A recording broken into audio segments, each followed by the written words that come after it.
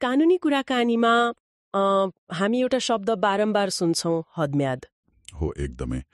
आज हामी यसैमा अलिक गहिरिएर कुरा गर्दैछौँ। हामीसँग हदम्याद, परिचय र महत्त्व भन्ने सामग्री छ। हाम्रो लक्ष्य चाहिँ के हो त यो हदम्याद, यसको अर्थ के हो अनि किन यो जरुरी छ भन्ने कुरा अलि सरल तरिकाले बुझ्ने हो। राम्रो विषय, सुरु गरौँ न त। ल त्यसो भए सुरुमै जाउँ। हदम्याद भन्नाले ठ्याक्कै के बुझिन्छ त? सुन्दा अलि प्राविधिक जस्तो सुनिन्छ है। शब्द अलि प्राविधिक सुनिएला, तर यसको अवधारणा मतलब यसको आइडिया त्यति गाह्रो छैन। सरल भाषामा भन्दाखेरि हदम्याद भनेको नि कुनै पनि कानुनी कारवाही गर्न, जस्तो मुद्दा हाल्ने वा उजुरी दिने, त्यसको लागि कानूनले तोकिदिएको अन्तिम समय हो। एउटा डेडलाइन जस्तै। डेडलाइन हो। कानूनले नै हरेक किसिमको दाबीको लागि यति समयभित्र गरिसक्नुपर्छ भनेर एउटा निश्चित अवधि तोकेको हुन्छ।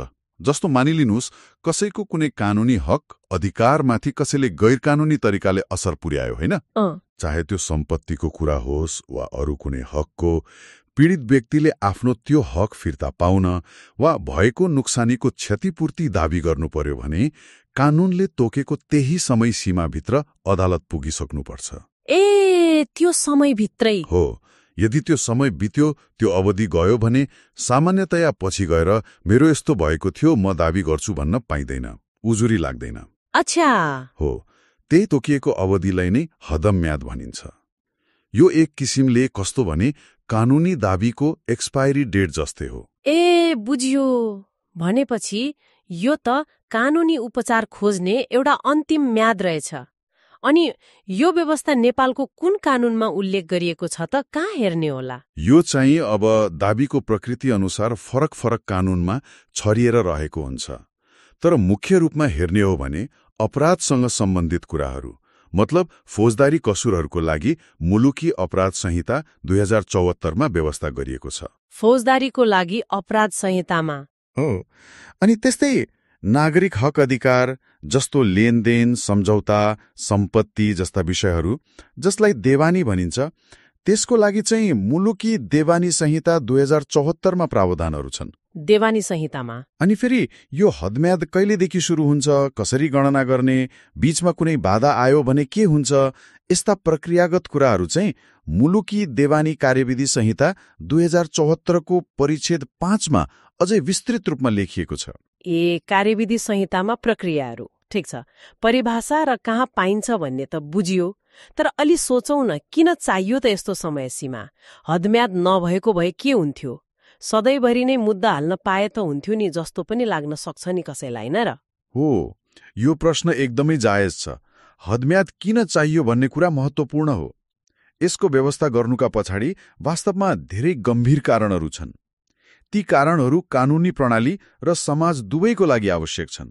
जस्तो कि पहिलो कुरा त यसले सार्वजनिक हित अनि समाजमा शान्ति र सुव्यवस्था कायम राख्न मद्दत गर्छ।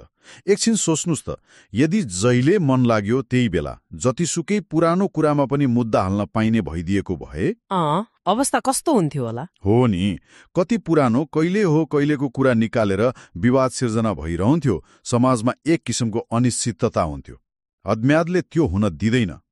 दोस्रो, यसले स्वामित्व र कारोबारमा स्थिरता ल्याउँछ। मान्छेले ढुक्कसँग सम्पत्ति भोगचलन गर्न वा किनबेच गर्न सक्छ। वर्षौंदेखि, पुस्तौंदेखि कसैले भोगचलन गर्दै आएको जग्गामा अचानक 50-60 वर्ष पुरानो दाबी लिएर कोही आयो भने के हुन्छ? त्यो त ठूलो समस्या हुन्छ, अस्थिरता हुन्छ। एकदम। हदम्यादले यस्ता एकदमै पुराना ढिलासुस्तीपूर्ण दाबीहरूलाई निरुत्साहित गर्छ। अनि अर्को व्यावहारिक कुरा के हो भने समय बित्दै जाँदा के हुन्छ? प्रमाणहरू हराउँछन्, नष्ट हुन्छन्। हो त नि, कागजात हराउला, बिग्रेला। हो, अनि साक्षीहरूले पनि घटना बिर्सिन्छन्, उनीहरूको सम्झना कमजोर हुन्छ, कोही साक्षी नरहन पनि सक्छन्। यस्तोमा सत्य तथ्य पत्ता लगाउनै गाह्रो पर्छ। हदम्यादले गर्दा मुद्दाहरू अलि ताजा हुँदै प्रमाणहरू जीवितै छँदा अदालतमा आउन् भन्ने सुनिश्चित हुन्छ। यो प्रमाण र साक्षीको कुरा त साँच्चै महत्त्वपूर्ण रहेछ।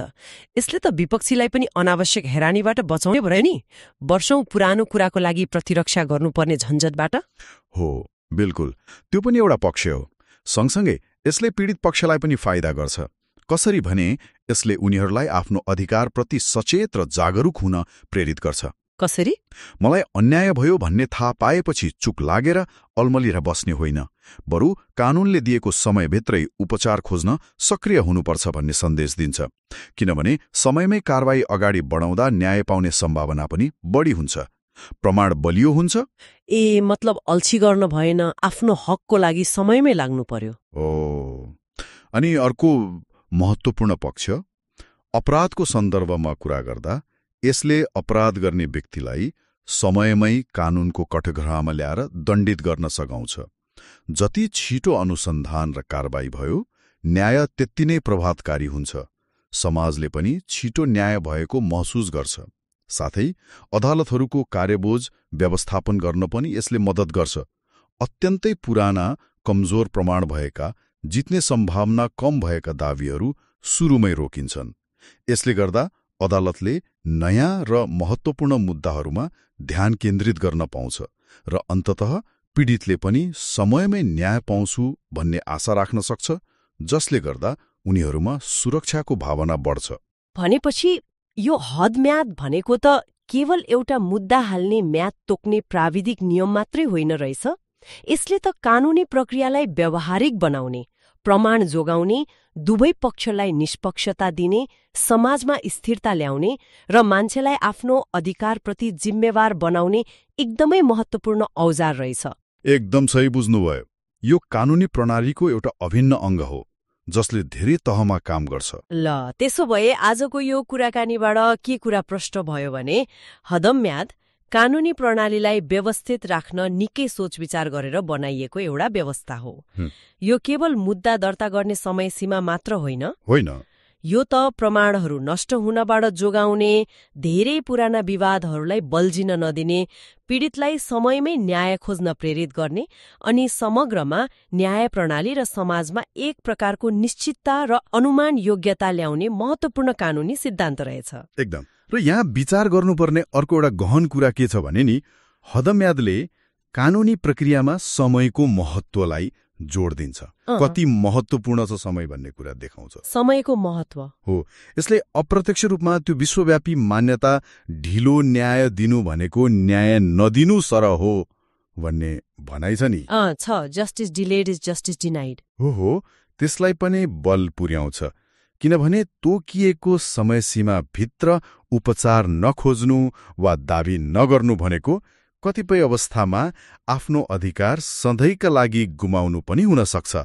समयमै सचेत नहुँदा न्यायबाटै वञ्चित हुन सकिन्छ। यो समयको महत्त्व र न्यायको सम्बन्ध बारेको यो सान्दर्भिक विचारसँगै आजको हाम्रो यो छलफललाई यहीँ बिट मारौं। हदम्याद बारे धेरै कुरा स्पष्ट भयो। हुन्छ।